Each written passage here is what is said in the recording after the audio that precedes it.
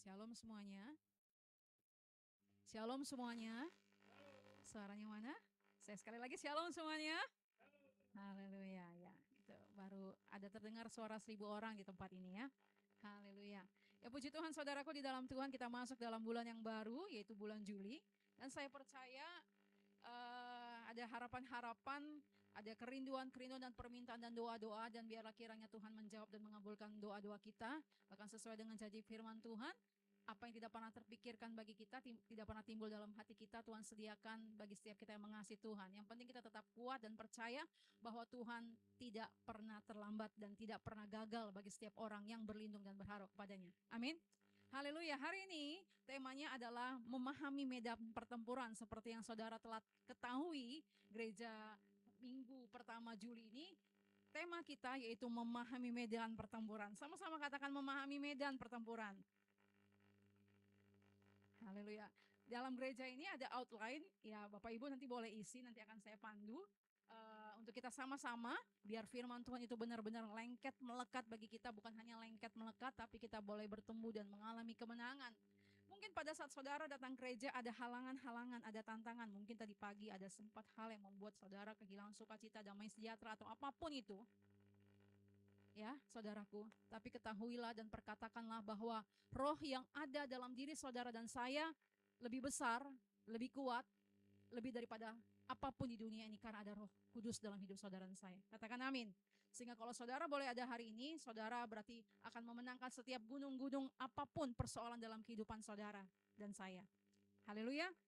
Amin saudaraku. Nah, memahami medan pertempuran saudaraku. Pada saat saudara mendengar atau membaca sebuah kalimat medan pertempuran, kira-kira pikiran apa yang muncul dalam benak saudara? Medan pertempuran, bertempur, berperang, benar nggak? Medan pertempuran, atau mungkin saudara berpikir wilayah, keadaan namanya bertempur, kan pasti identik dengan peperangan.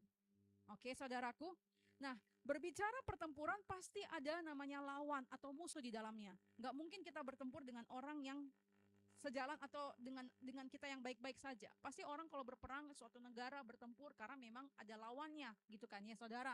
Benar ya? Nah, jadi kalau bertempur itu berarti ada lawan atau musuh di dalamnya. Bahkan dalam sebuah medan pertempuran, peperangan, tentunya orang yang maju ke depan itu dia juga harus mempersiapkan dirinya. Baik, dia harus dalam tasnya itu ada perlengkapan makanan, stok makanan, dan dia harus punya kekuatan fisik dan siap mental, dan dia juga harus tenang dalam medan pertempuran itu supaya dia bisa memenangkan. Benar gak saudara? Itu dalam alam yang kalau orang berperang ya saudaraku. Nah, oleh karena itu dikatakan siapkan tas perlengkapan darurat kerohanian Anda. Kita akan memetakan teritorial peperangan yang tidak kasat mata, memahami medan pertempuran.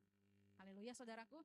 Nah, di lembar kedua apa yang dikatakan saudaraku, saudara boleh melihat PowerPoint PPT yang kedua. Dikatakan di sini, musuh kita bukanlah darah dan daging. Musuh orang percaya bukanlah sesamanya. Musuh saudara dan saya bukan orang yang menyakiti saudara, bukan tetangga saudara yang menggosipi atau apapun. Mungkin musuh saudara bukan pimpinan saudara, atau musuh saudara bukan siapapun yang saudara merasa dia adalah lawan saudara.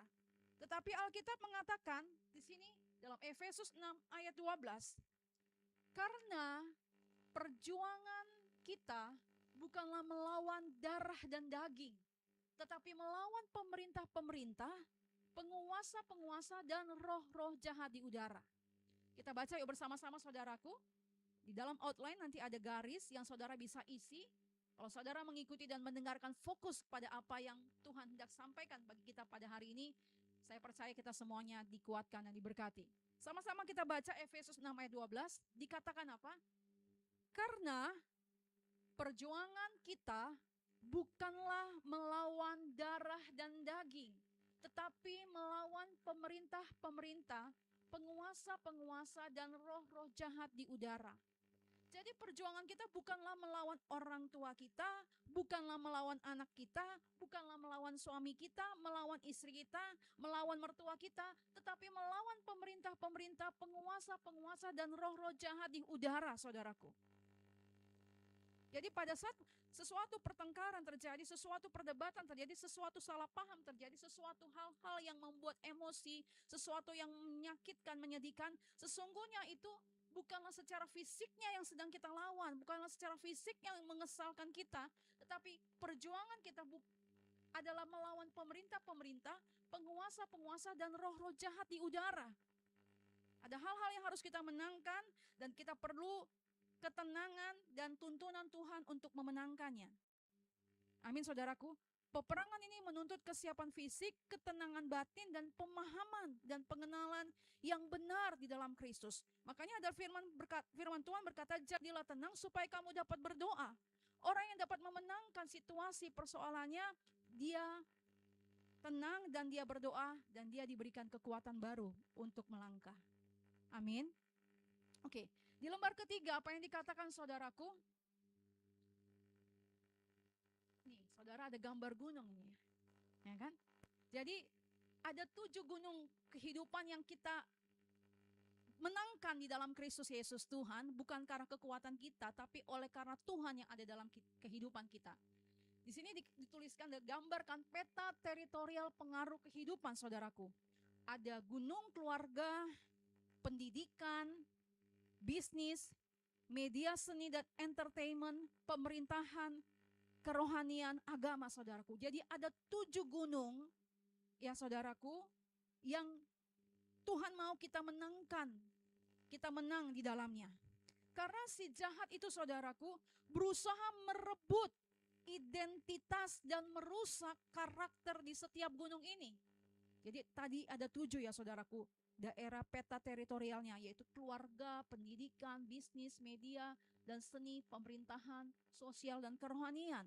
Dan si jahat itu berusaha merebut identitas dan merusak karakter di setiap gunung ini.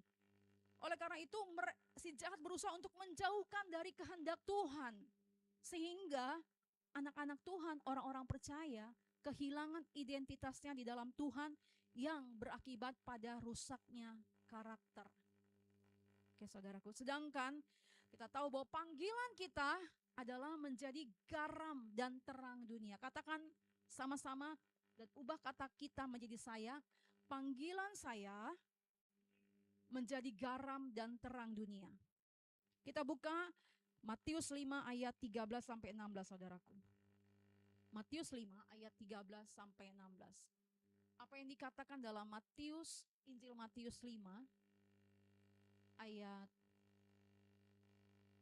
13 sampai 16. Demikianlah firman Tuhan.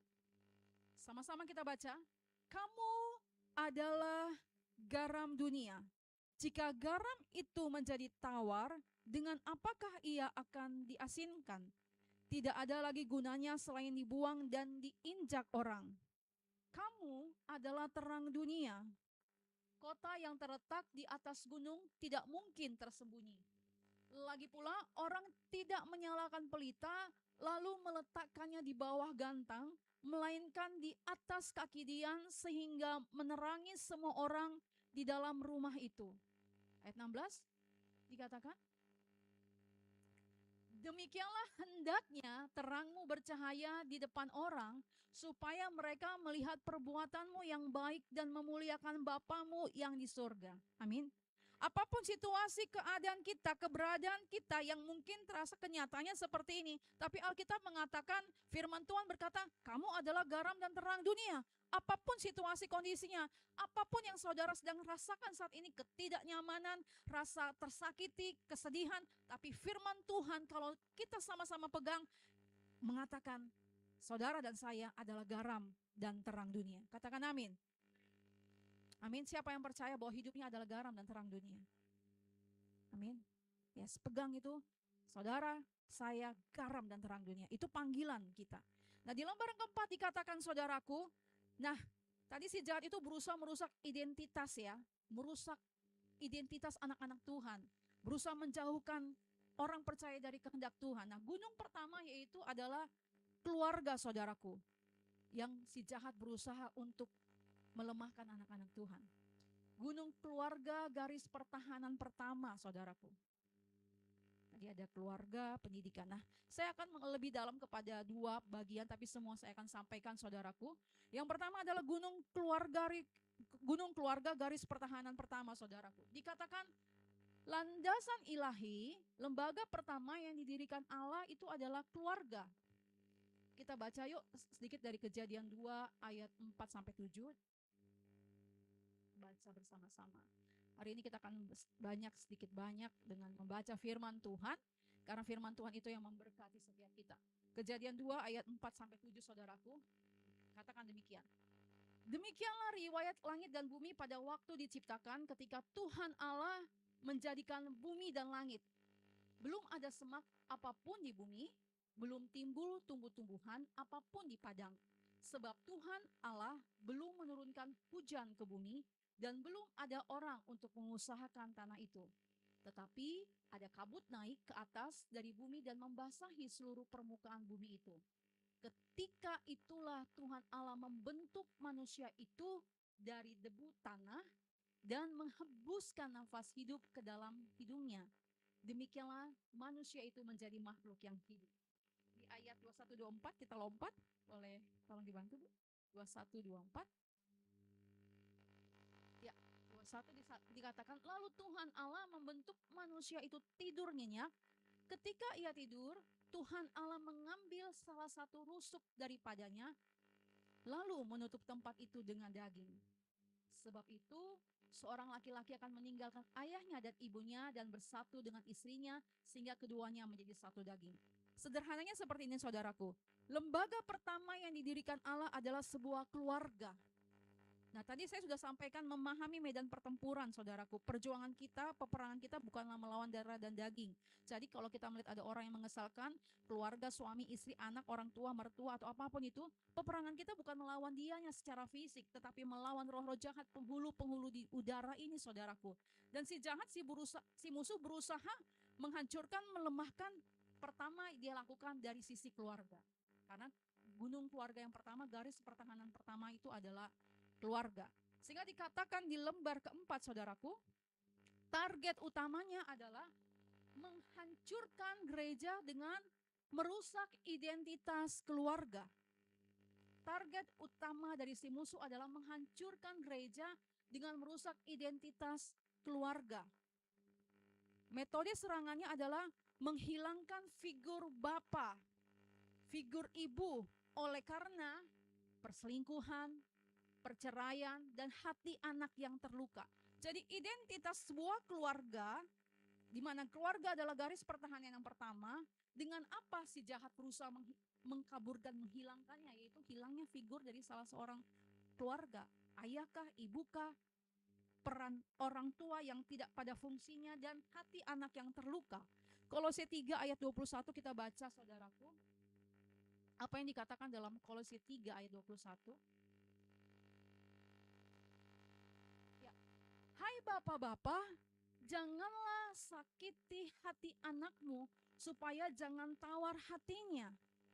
Di sini kita berdoa, kalau mungkin kita melihat anak-anak kita mungkin sepertinya mengesalkan, atau hati anak-anak, mungkin ada anak-anak yang sepertinya memberontak, kita nggak tahu ke dalam hatinya yang mungkin terluka, saudaraku. Tapi hari ini Tuhan baik, Tuhan mengingatkan, dikatakan bahwa Tuhan mau memulihkan setiap kehidupan kita yang dimulai dari keluarga kita. Amin, saudaraku. Jadi metode serangan si musuh kepada garis pertahanan yang pertama itu sebuah keluarga, yaitu tadi dengan hilangnya figur bapak atau ibu oleh karena perselingkuhan, perceraian, dan hati anak yang terluka. Kita berdoa setiap kehidupan kita, keluarga kita, hati anak-anak kita dipulihkan dan disembuhkan oleh Tuhan. Setiap peran suami menjadi imam, menjadi bapak yang mengasihi. Setiap peran istri menjadi ibu yang menjadi tiang doa, yang mendoakan, yang mengasihi dengan kasih Kristus. Amin, saudaraku. Kalau saudara merasa mungkin atau melihat sebuah keluarga sepertinya keadaannya tidak enak, keadaannya mungkin mengesalkan, keadaannya mungkin mengecewakan, berarti ada sesuatu yang kita harus bawa kepada Tuhan. Tuhan, apa ya Tuhan yang harus saya lakukan? Jadi kita berdoa kepada Tuhan. Tuhan tuntun supaya per keluarga kita dipulihkan dan disembuhkan Tuhan. Amin. Baik para bapak, baik para ibu, baik para anak, baik para suami, istri kita semua dipulihkan dan disembuhkan oleh kasih Kristus. Billy Graham berkata, keluarga seharusnya menjadi tempat perlindungan yang aman. Sebuah sekolah di mana pelajaran dasar kehidupan diajarkan. Terkadang di luar sana, saudaraku, ya kan, kalau kita melihat anak-anak pelariannya keluar, karena mungkin dalam rumah tangga atau keluarganya tidak diterima, terhakimi, dihakimi, sehingga mencari tempat pelarian di luar sana yang dimana teman-temannya menerima apa adanya. Hari ini dalam saya mempersiapkan, saya secara pribadi juga bertobat, saudara. Secara pribadi saya juga belajar bagaimana saya menjadi seorang ibu yang juga merangkap sebagai seorang bapak, sebagai seorang single parent, bagaimana saya mengasihi dan menerima anak saya dengan apa adanya dalam kasih Kristus. Sehingga dikatakan keluarga seharusnya menjadi tempat perlindungan yang aman. Sehingga anak-anak tidak mencari tempat pelarian di luar sana di mana dia diterima apa adanya. Ya, mungkin anak-anak kita sebagai orang tua kita di sini, anak-anak kita kadang menjengkelkan, menyakiti. Tapi biarlah kasih Kristus memenuhi kehidupan kita sehingga kita dapat mengasihi dan tetap percaya bahwa Tuhan pasti akan memulihkan segala sesuatunya. Amin. Amin, saudaraku. Siapa yang setuju dengan apa yang disampaikan Billy Graham? Keluarga seharusnya menjadi tempat perlindungan yang aman. Amin. Jadi apapun keberadaan dari setiap kita, mari kita menjadikan keluarga menjadi tempat yang aman. Suami akan aman pulang ke rumah karena istri tidak menginterogasi. Istri akan merasa aman pulang ke rumah karena punya suami yang sayang dan mengasihinya. Amin. Siapa di sini ibu-ibu, istri-istri yang dikasih dan disayang, dicintai oleh suaminya, boleh angkat tangan. Amin. Amin, haleluya. Dan siapa di sini bapak-bapak yang dikasih dan disayangi oleh para istrinya? Mana angkat tangannya? Haleluya, saudaraku. Kita katakan, aku memberkati. I speak in the name of Jesus. Bless untuk suamiku. I speak in the name of Jesus. Berdoa untuk istri, bagi anak, bagi orang tua. Amin, saudaraku. Oleh karena itu musuh berusaha memecahkan hubungan di dalam keluarga. Dalam Markus 3 ayat 25 berkata gini, saudaraku. Jika suatu rumah tangga terpecah-pecah, rumah tangga itu tidak dapat bertahan. Di PPT-nya, oke, Markus 3 ayat 25. Jika suatu rumah tangga terpecah-pecah, rumah tangga itu tidak dapat bertahan, saudaraku. Ya, penyebabnya antara lain yaitu akar dosa yang belum diputuskan. Harus ada pengakuan di dalam Kristus. Karena kunci pemulihan adalah keterbukaan di dalam Kristus. Amin. Kunci pemulihan adalah keterbukaan di dalam Kristus. Luka batin, kepahitan yang belum disembuhkan menjadi tempat pijakan si jahat. Jadi kalau ada luka batin yang belum terselesaikan antara satu sama lain dalam sebuah keluarga, itu menjadi sebuah hal yang artinya tunggu waktunya dia akan meledak, saudaraku. Makanya perlu kita berdoa untuk keluarga kita, Tuhan. Jika ada hati yang masih terluka, biarlah kasih Kristus itu yang menyembuhkan dan memulihkan. Amin. Dan di sini dikatakan krisis akan kasih, ego kepada kebenaran, tidak mau mengalah, ya saudaraku. Nah di sini kita perlu menyadari bahwa penyebabnya kenapa terjadi keluarga itu diganggu oleh si jahat, yaitu tadi ada krisis, kekurangan kasih, krisis kasih, saudaraku. Ego satu sama lain merasa dirinya lebih baik, lebih benar. Tidak ada mau merendahkan hati. Tapi Tuhan mau kesempatan yang Tuhan berikan bagi setiap kita mendengarkan firman Tuhan. Tuhan mau sama-sama kita merendahkan hati sehingga tidak ada lagi ego di dalam kehidupan kita pribadi, lepas pribadi. Orang tua tidak merasa dirinya lebih benar. Anak tidak merasa dirinya lebih benar. Suami tidak merasa dirinya lebih benar. Istri tidak merasa lebih benar. Kita semua sama-sama terus disempurnakan dalam kasih Kristus. Amin, saudaraku. Karena keluarga adalah landasan pertama. Ingat sekali lagi, panggilan saudara dan saya adalah menjadi garam dan terang. Katakan amin. Oke, saudaraku. Jadi kalau misalnya seorang anak di sini merasa, aduh, orang tua saya tidak mengerti, orang tua saya kuno, orang tua saya begini. Ingat kasih Kristus. Ingat kasih Kristus. Kristus mengajarkan kita kepada namanya kasih, saudaraku. Jangan biarkan luka batin kebahitan itu menjadi tempat pijakan si jahat untuk mengganggu dan merusak damai sejahtera sukacita kita di dalam Tuhan. Para suami, para istri, para anak, para orang tua, bahkan kita dimanapun kita bekerja, kalau kita menjadi seorang pemimpin dalam sebuah pekerjaan kita, kita tidak merasa lebih hebat daripada bawahan kita. Amin, saudaraku. Kembali lagi kepada topik kita, keluarga. Nah, oleh karena itu saudaraku, dikatakan di lembar kelima, dikatakan siklus pemulihan identitas keluarga. Saudara boleh kembali melihat ke depan. Apa yang dikatakan? Bangun mesbah keluarga. Sama-sama katakan, bangun mesbah keluarga. Jadikan Kristus sebagai pusat dan kepala keluarga. 1 Korintus 11 ayat 3, saudaraku. 1 Korintus 11 ayat 3. Terima kasih Ibu. 1 Korintus 11 ayat 3. Apa yang dikatakan? Tetapi aku mau supaya kamu mengetahui hal ini, yaitu kepala dari tiap-tiap laki-laki ialah Kristus. Kepala dari perempuan ialah laki-laki. Dan kepala dari Kristus ialah Allah. Jadi dalam sebuah rumah tangga, kepalanya adalah suami. Kepala dari istri adalah suami, dan kepala dalam sebuah keluarga adalah Kristus. Oke, saudaraku? Ya kan? Kepala dari tiap laki-laki ialah Kristus, kepala dari perempuan ialah laki-laki, dan kepala dari Kristus ialah Allah. Dan yang kedua adalah siklus pemulihan keluarga, dikatakan di sini adalah keterbukaan dan pengampunan. Amin. Keterbukaan dan pengampunan. Putuskan akar dosa melalui pengakuan. Alkitab mengatakan, jika kita mengaku dosa kita, maka Ia adalah setia dan adil, sehingga Ia akan mengampuni segala dosa kita dan menyucikan kita dari segala kejahatan. Tinggalkan kepahitan masa lalu. Senggol kanan kiri, tinggalkan itu semua. Saya juga berbicara buat diri saya. Tinggalkan semua kepahitan masa lalu saya. Saudara siap meninggalkan itu semua? Saudaraku, jangan berpikir seorang hamba Tuhan, seorang pendeta yang saudara mungkin kagumi di luar sana gitu kan, yang dia hidupnya tidak biasa-biasa saja, tidak mengalami suatu hal yang menyakitkan, tidak mengalami sesuatu hal yang melemahkan, tetapi karena ada Kristus, itulah yang membuat dia bersinar seperti yang mungkin saudara lihat. Mungkin ada saudara mengagumi hamba-hamba Tuhan. Tapi hari ini Tuhan mengingatkan poin pesannya, yaitu saudaraku, bagaimana Tuhan memulihkan identitas keluarga kita. Tinggalkan kepahitan masa lalu kita, karena gak ada gunanya. Tidak ada gunanya mengingat hal yang pahit. Yesaya 43 ayat 18 berkata dalam terjemahan BIS-nya, tak ada gunanya mengingat masa lalu, percuma mengenang yang sudah-sudah. Katakan amin, saudaraku. Amin. Saudara bisa baca di outline, saya sudah tulis, saudaraku. Dan di poin yang ketiga, siklus pemulihan identitas keluarga, yaitu hidup dalam kasih Kristus. Katakan sama-sama, hidup dalam kasih Kristus. Amin. Ya.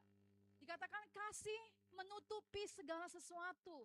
Kasih percaya segala sesuatu. Mengharapkan dan sabar menanggung segala sesuatu. Katakan amin, saudaraku. Jadi kasih itu menutupi segala sesuatu. Amin. Jadi kalau saudara mengasihi, di luar sana, enggak di sini baik-baik semuanya. Di luar sana, kalau saudara mengatakan mengasihi suami, mengasihi istri, berarti saudara menutupi segala sesuatu kekurangan dari pasangan saudara. Kalau saudara mengatakan mengasihi, berarti saudara percaya segala sesuatu Tuhan akan pulihkan dan Tuhan akan jadikan menjadi baik, indah semuanya. Amin.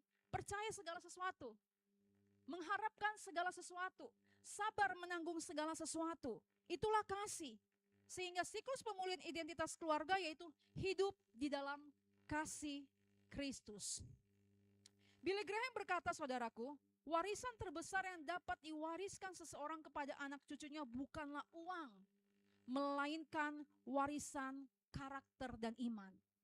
Jadi warisan terbesar orang tua bukanlah uang, saudaraku. Bukanlah deposit yang bergunung-gunung, tetapi warisan terbesar bagi kita orang percaya kepada anak-anak kita adalah karakter dan iman. Biar dengan waktu dan kesempatan yang Tuhan berikan, setiap pribadi kita lepas pribadi, karakter kita disempurnakan. Amin. Iman kita diteguhkan dan dikuatkan. Haleluya. Nah, berikutnya saudaraku, di sini dikatakan yang kedua adalah gunung pendidikan. Nih, bagi anak-anak muda dan juga kita yang mungkin masih bersekolah dikatakan. Poin yang kedua yang kita akan taklukkan adalah gunung pendidikan. Medan pertempuran akal budi. Mengapa pendidikan menjadi medan pertempuran? Mungkin ada saudara yang bertanya saat ini. Karena pendidikan membentuk cara berpikir. Karena pendidikan membentuk cara berpikir saudaraku, dan musuh berusaha masuk dengan satu, yang pertama yaitu ancaman ideologi. Kita boleh lihat ke depan sama-sama saudaraku, ancaman ideologi. Apa itu ancaman ideologi saudaraku? Yaitu paham relativisme yang berkata kebenaran dianggap selalu bergantung pada perspektif, budaya atau pengalaman hidup. Tidak ada standar moral atau aturan yang berlaku absolut sama persis untuk semua orang. Itu paham ancaman ideologinya, relativisme. Jadi kebenaran dianggap tidak absolut, tergantung pada perspektif dalam cara pandang kita. Oh itu benar, oh itu salah. Itu relativisme, oke? Dan yang kedua adalah musuh berusaha masuk dengan jebakan budaya saudaraku, yaitu FOMO dan YOLO. Siapa yang sudah pernah dengar istilah ini, FOMO dan YOLO? FOMO yaitu fear of missing out. YOLO, you only live once, you only live once, yang menghalalkan segala cara dan merusak moral. Hidup ini sekali aja kok, hidup ini sekali saja, jadi mati saja, nggak usah perlu takut, ya biarin aja gitu. Itu ya saudaraku. Jadi FOMO ini adalah ketakutan bahwa orang lain sedang menikmati sesuatu yang kita lewatkan, kita takut terlewat.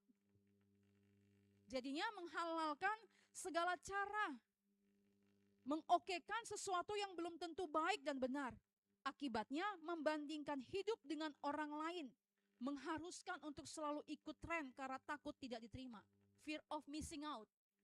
Halo? Takut ketinggalan. Jadi menghalalkan segala sesuatu apapun harus bisa saya lakukan. Saya takut ketinggalan. Tapi dalam arti dan kemudian YOLO. Kamu ini hidupnya sekali, nikmati saja. Gak usah takut. Ya apalah, masih muda, mabuk-mabukan gak apa-apa, pesta bora dan sebagainya. Coba kita baca Kolose 3 ayat 3 saudaraku. Kolose 3 ayat 3.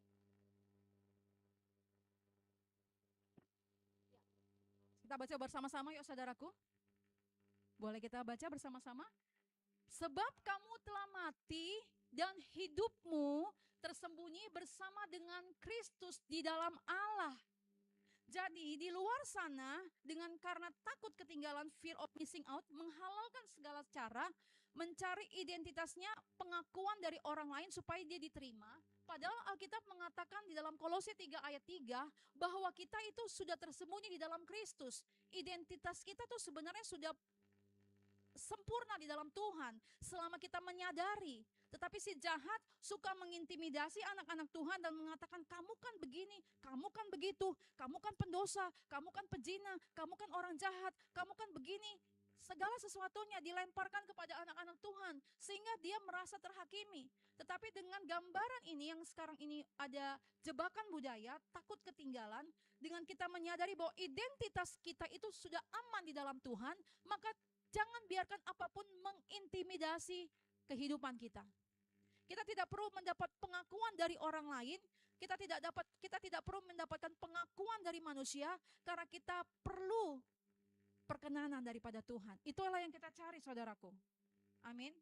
Sehingga oleh karena YOLO ini saudaraku, hidup hanya oleh sekali saja, hidup sekali saja nih gitu kan. Boleh YOLO ini bisa secara negatif dan positif. Kalau secara positif ya hidup ini sekali saja, carilah dalam kekekalan. Kalau dalam negatif ya puas-puasilah, masih muda, bertobatnya nanti tua. Tidak seperti itu ya saudaraku. Di sini tidak ada, di luar sana. Dan itu adalah tanggung jawab saudara untuk menjadi garam dan terang, untuk memberitakan suara kebenaran itu saudaraku. Amin. Karena di negara tertentu itu tinggal bersama tidak jadi masalah sekalipun belum nikah, seks bebas, mabuk-mabukan, judi online dan sebagainya, pesta pora, cara berpikir yang salah saudaraku. Tetapi Tuhan mau dengan kita tahu kebenaran, kita menang karena kebenaran itu firman Tuhan menuntun setiap langkah kehidupan kita. Amin. Dan kemudian adalah hasil akhir. Dalam gunung pendidikan medan pertempuran akal budi, terkadang saudaraku mengejar prestasi dengan tidak takut akan Tuhan, itu membawa kepada suatu hal yang bahaya, saudaraku. Oleh karena itu mengejar prestasi tanpa karakter yang memicu kesombongan, saudaraku, merasa sukses karena kekuatan manusia semata. Saudara, di sini nggak ada yang seperti itu ya. Kita sukses, kita berhasil, kita sarjana, itu semua karena Tuhan yang memberikan kekuatan kita mencapai semua itu. Tapi di luar sana ada loh orang-orang yang merasa pencapaian-pencapaiannya karena kehebatan dia, karena kekuatan dia. Tapi biarlah Tuhan memberikan mereka menjamah sehingga segala sesuatu yang diterima oleh anak-anak Tuhan khususnya semua karena anugerah Tuhan. Amin, saudaraku. Oleh karena itu dikatakan di lembar berikutnya, kita perlu memperbaharui cara berpikir. Mari kita katakan sama-sama, saya perlu memperbaharui cara berpikir. Apa yang dikatakan dalam Roma 12 ayat 2, saudaraku? Roma 12 ayat 2. Janganlah kamu menjadi serupa dengan dunia ini, tetapi berubahlah oleh pembaharuan budimu, sehingga kamu dapat membedakan manakah kehendak Allah, apa yang baik, yang berkenan kepada Allah dan yang sempurna. Amin. Jadi kita perlu memperbaharui pikiran kita. Memenangkan gunung pendidikan, kita harus memperbaharui pikiran kita, saudaraku. Orang pintar yang telah diperbaharui pikirannya akan menjadi lebih luar biasa. Jadi kalau saudara dianugerahi kepintaran, kecerdasan, keahlian, talenta, dan itu dilandaskan kepada Tuhan, saudara akan menjadi lebih luar biasa. Katakan amin, saudaraku.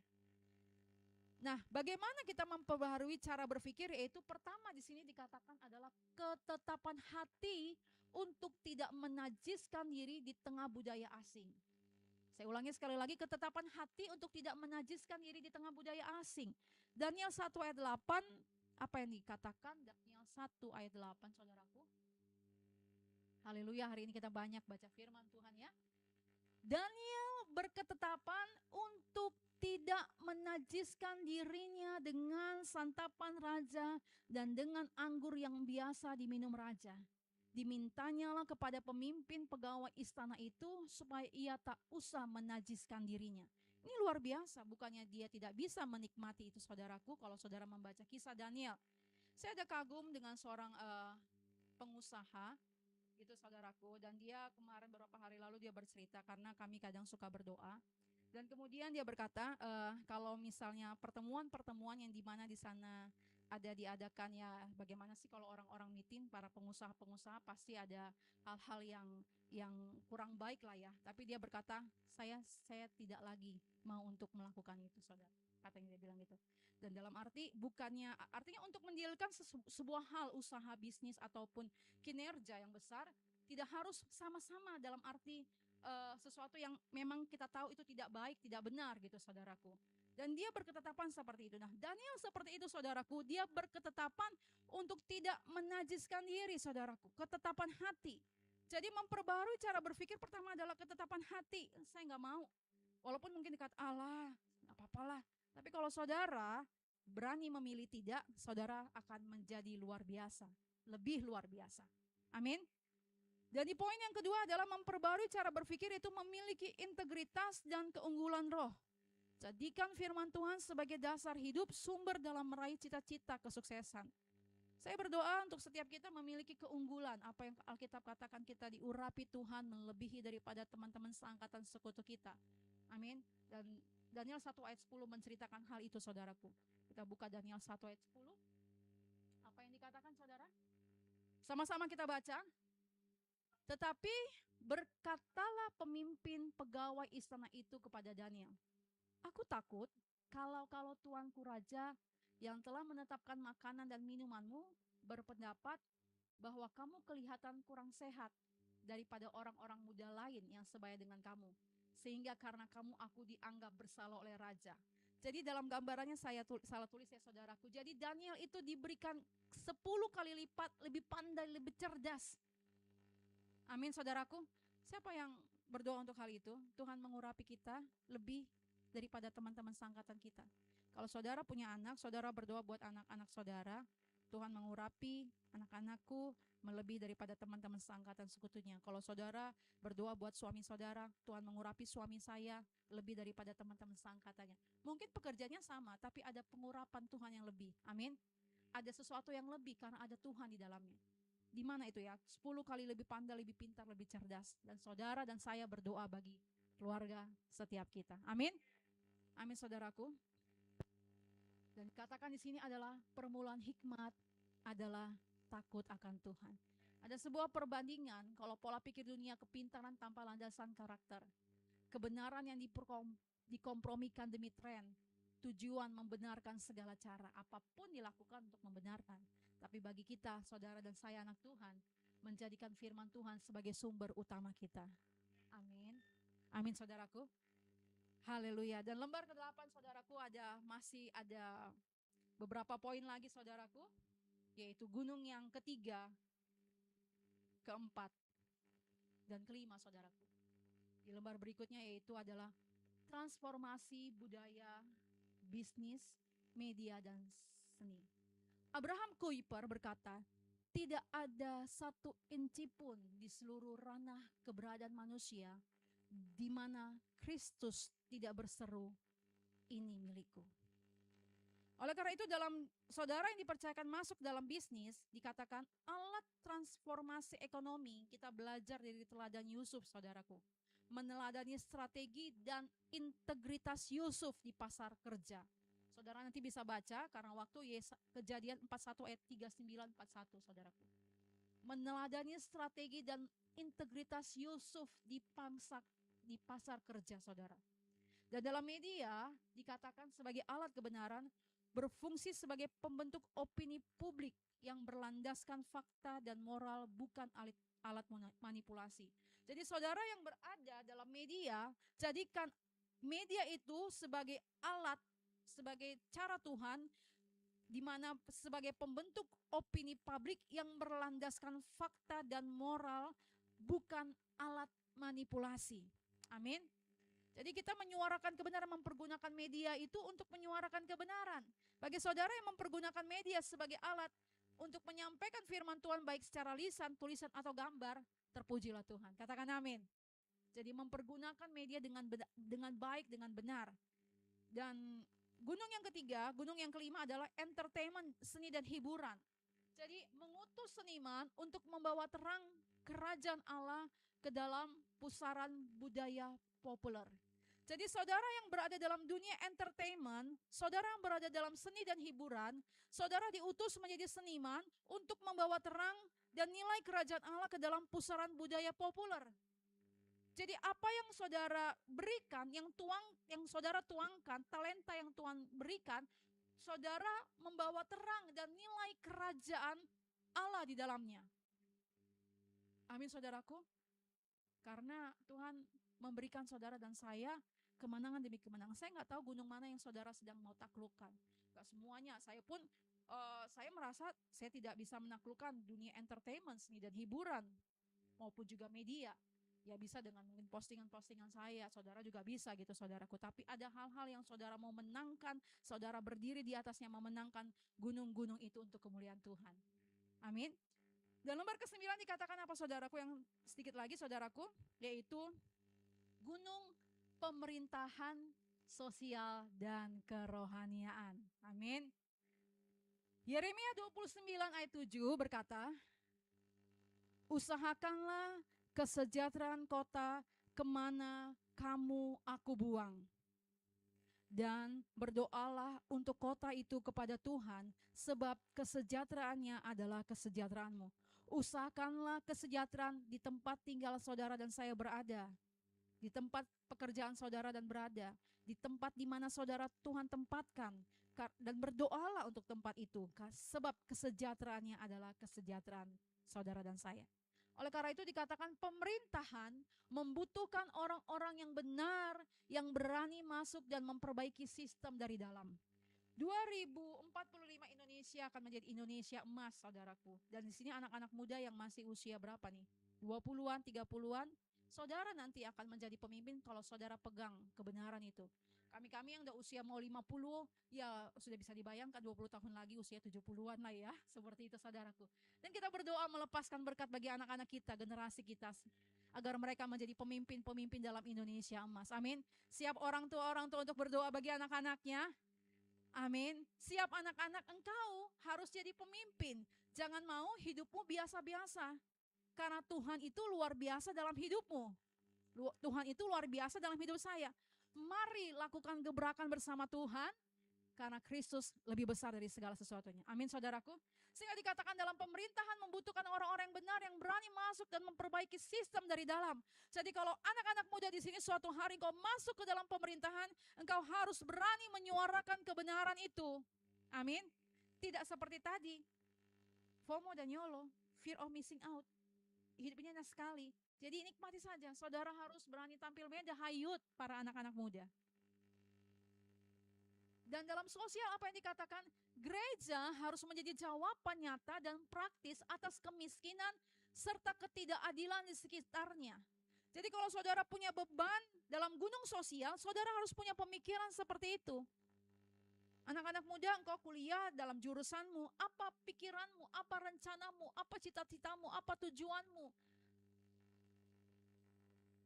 Dalam kerohanian dikatakan, dalam agama kerohanian menjadi titik mula kebangunan, revival, keberanian untuk setiap para hamba-hamba Tuhan di sini menyuarakan kebenaran Allah tanpa kompromi.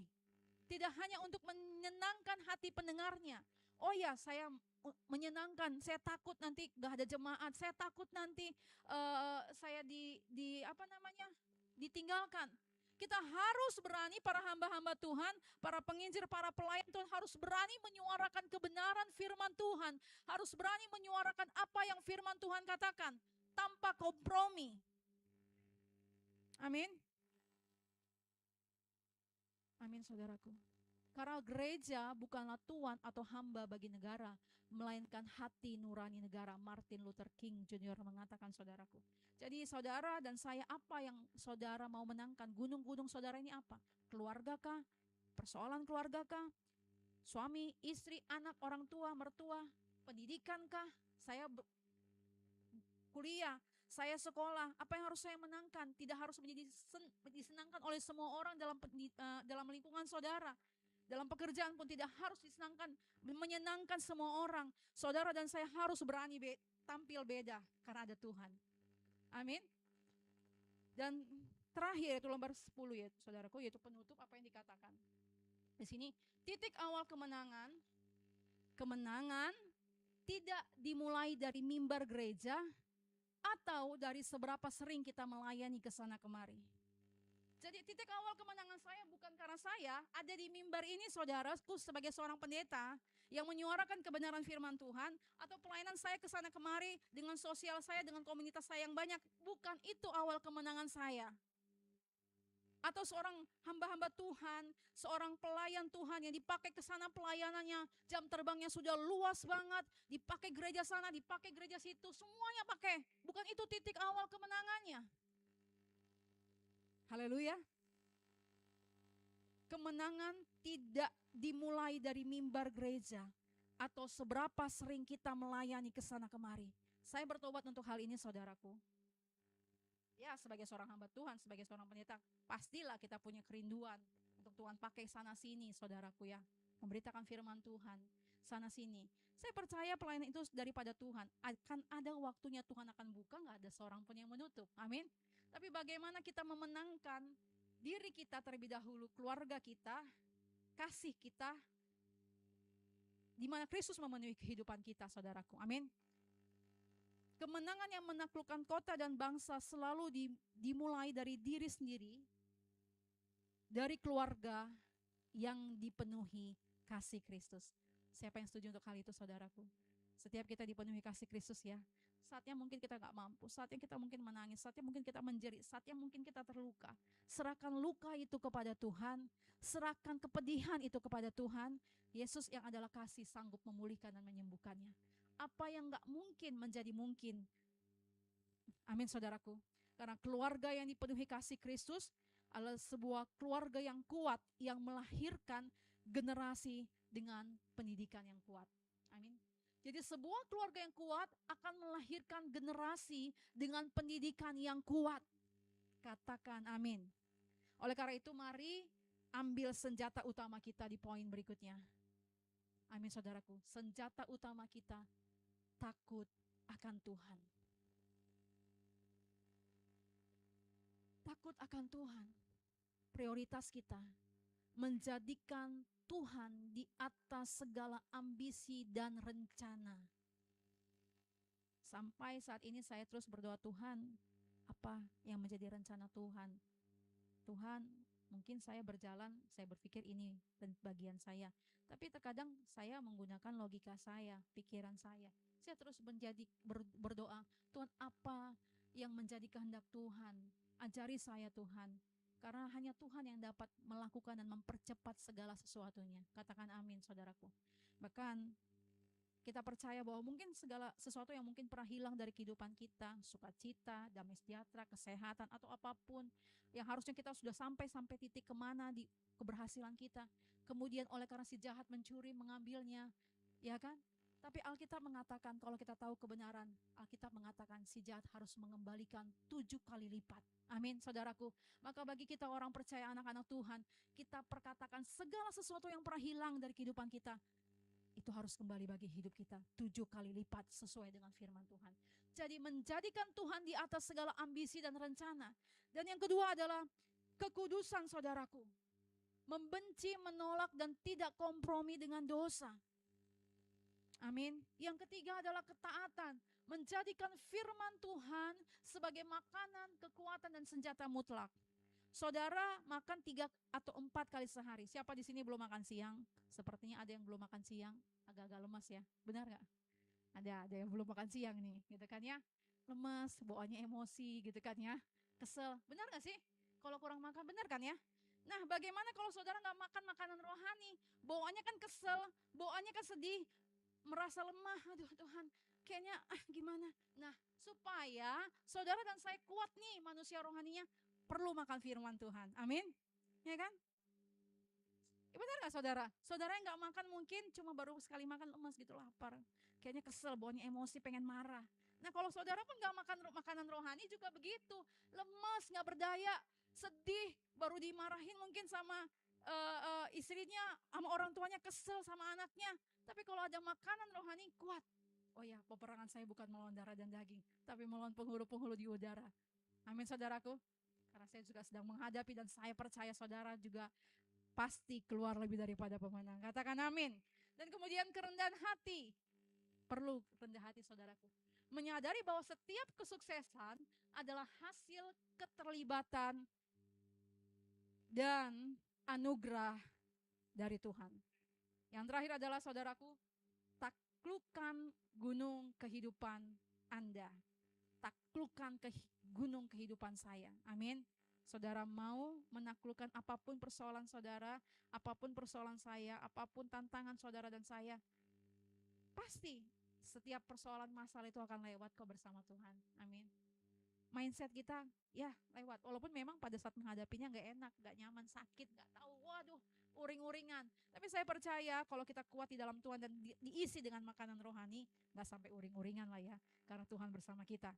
Gunakan kuasa dan otoritas yang Tuhan telah berikan kepada Anda dan saya, sebab kasih karunia Tuhan Yesus Kristus menyertai saudara dan saya. Roh Kudus dan kebenaran yang akan menuntun setiap langkah saudara dan saya hingga mencapai bukit-bukit kemenangan setiap kita. Katakan amin.